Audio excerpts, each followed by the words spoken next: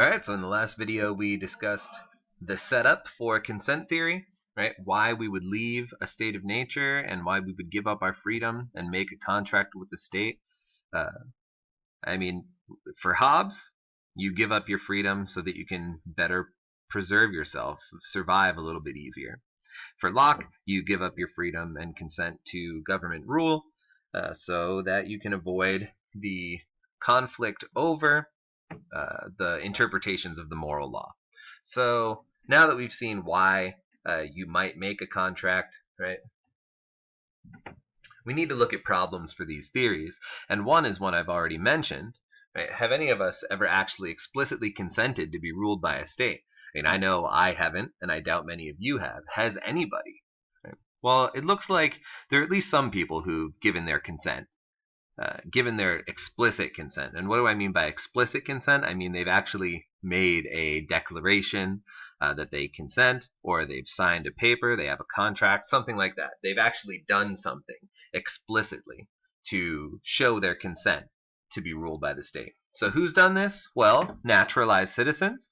Right? So when you try to become a citizen of the United States, if you aren't already, then you need to not only pass these tests, but take this oath of allegiance, right? And so at that moment, that counts as an act of explicit consent to be ruled by the state. You're saying, I agree I agree to follow all the laws of the state. I agree to abide by government sanctions, and in return, you make me a citizen of your country. And so there's a contract between a naturalized citizen and the United States government at that moment. Right? So they've given their explicit consent when they took that oath. The same, I'm not sure if this is true of all branches of military, but I know it's true at least of some, that when you become a member of the military, once again, you take an oath uh, to consent to government rule. And then also public officials have explicitly consented. They take an oath to uphold the laws of the Constitution, and all of the laws and regulations that go along with their position. And so at that moment, they're also giving their consent to be ruled by the state. So those are three groups of people who have given their explicit consent, but hopefully you're realizing that's still a minority of the population. The majority of us have never consented, and that's still problematic, right? Because if the state only has authority over a minority of people, then it seems like it's still doing something morally wrong most of the time in regard to most of its citizens. Right? So we need to see if there are any other ways that we could be claimed to have consented to government rule. And so Locke has one example of this. He says, well, let's not rely on explicit consent. Let's rely on implicit or tacit consent. And what does this mean? Well, roughly, it means there's some, although we haven't actually, like you didn't shout out, I consent, you've done something else that shows that you consent. So we use this all the time, right? So let's think of this board meeting example. So you're in a meeting, and the leader, the boss says, we're going to change the time for next week's meeting from 3 to 4 o'clock. And then he says, if there are any objections, please raise your hand and tell me what's going on, right? And no one raises their hand. Since you had a way of opting out, it seems like by leaving your hand down and not voicing your objection, right, you're giving your implicit consent to change the time of the meeting, right? So in this case, we say you're giving your consent to allow the boss to change the time of the meeting. Although you didn't say, yes, that is okay, you can change the time, by not raising your hand and objecting when you were asked whether or not you had an issue, that counts as a form of consent. So maybe our relationship with the state is like that of the boss and the employee in the board meeting.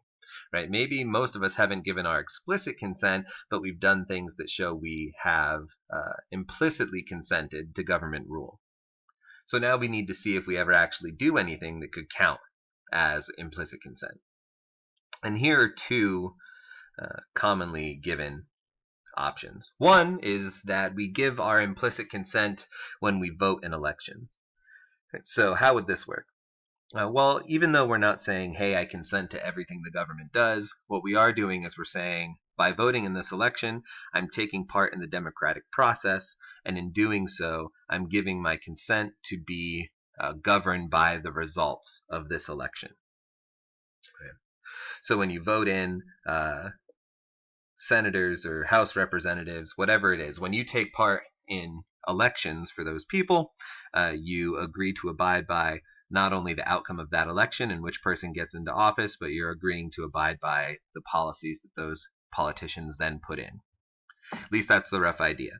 Right? Just by taking part in the election, you're saying you implicitly consent, because you could just avoid voting altogether. And yeah, so by voting, you're actually saying, hey, look, I'm taking part in this. I consent to the rules of the game. Now, many have noted that this can't possibly show that we're implicitly consenting to government rule. And that's because we could have an entirely different motive for voting in elections. Right? Voting in an election could just be our way of making the best of a bad situation. Right? So maybe you're an anarchist, you think there should be no government at all, but insofar as you live in the United States and realize that somebody is going to be in office, you take part in the voting process so that you think you're selecting or helping select the lesser of two evils. And that's what many people say when they're voting, right? I don't like either candidate, but I need to vote because I need the lesser of two evils in office.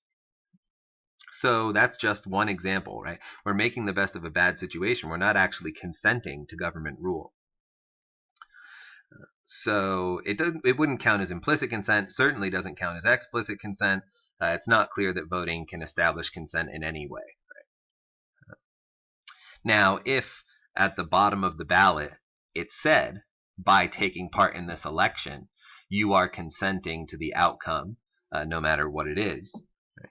Then, by taking part in the voting process, we would be showing our consent, right? Because then it would be saying, if you don't want to consent, do not vote. But that's not what's happening in our current electoral election process. Right? We don't have any such declaration on our ballots, and so there is no implicit or explicit consent when we're voting. Others have also mentioned maybe not making us, sorry for the typo there, making use of government-funded resources.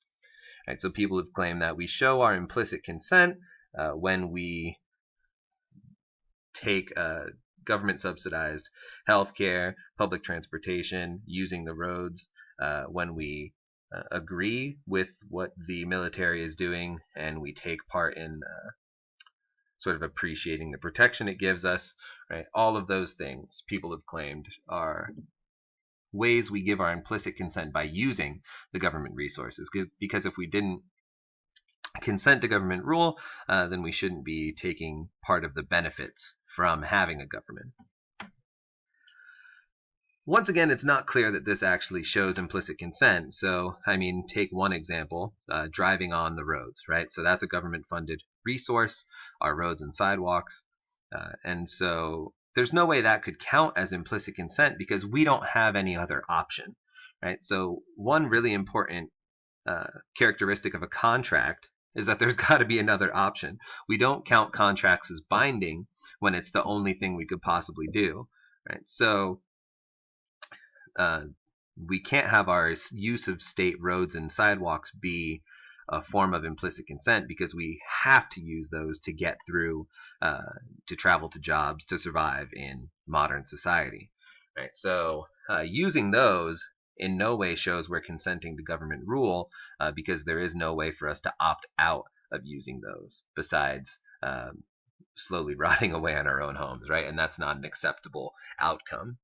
So it doesn't seem like voting or making use of government-funded resources could possibly establish consent.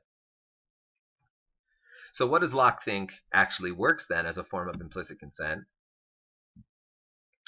He claims that we give our implicit consent to be ruled by the state when we remain in the country. Right? So he says if you really didn't want to give your consent and you disagreed with the laws and didn't want to be ruled by any state, then you could simply leave that country that you disagreed with the foundation of. Right? So he says when you stay, you're giving your implicit consent to be ruled by the government. Now, Although this has some intuitive plausibility, it seems to fall apart pretty quickly. This argument fails uh, once again because there's no real way for us to opt out. Right? And that's because the costs of relocating or leaving the country would be so high. And so there are multiple costs when you would have to leave the country. First would just be the financial costs. So many of our citizens don't have the financial capability to leave if they disagree with the government setup. So that can't count because there's no way for them to opt out, right? They can't financially leave the country. So that wouldn't count as implicit consent if they stayed. But there are also personal and emotional costs. You have to give up your whole entire sort of network that you've built. You might have to leave family and friends and locations and cultures behind just so you don't have to consent to this government rule. So people have said just staying can't possibly count as implicit consent because the costs of leaving are far too high. And when we think of contracts, an analogous thing exists, right? So we often think if the cost of opting out of a contract is that you have your arm cut off, well, then the contract doesn't actually count because you don't have any other option. You don't have any reasonable option or way of opting out. Right, so if your landlord says, "Hey, sign this contract for uh, residency for the next few years. If you opt out, I'm taking your arm." Right, and those are your only two options. Right, that's the way it's presented to you. We would say when you sign the contract, it's a non-binding contract because there was really no reasonable way of opting out of the contract.